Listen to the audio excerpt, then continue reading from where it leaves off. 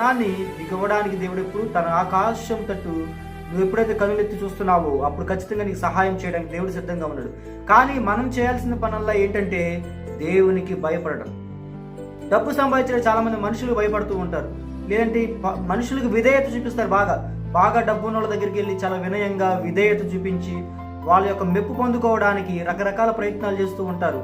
అదేదో ఐశ్వర్యం సంపాదించేస్తున్నాం, మేము మనుషుల్ని మెప్పిస్తున్నాము, వాళ్ళు ఏదో మాకు ధనాన్ని ఇస్తారు అని ఆశపడుతూ రకరకాల ప్రయత్నాలు చేస్తుంటారు. కానీ మనిషికి మనం విధేయత చూపించినంత కాలం వాళ్ళు ఏదో ఇచ్చే డబ్బు ఏదో తాత్కాలికంగా ఉంటుంది. కానీ ఎప్పుడైతే దేవునికి భయపడతామో దేవుడిచ్చే ఐశ్వర్యము ఇక్కడ ఈ భూమి మీద మనకి కలిమినిస్తుంది. అంతేకాదు పరలోకంలో కూడా మనం ఐశ్వర్యవంతులుగా గొప్పవారిగా దేవుని యొక్క సింహాసనము ఎదుట మనం నిలబడేలాగా చేస్తుంది.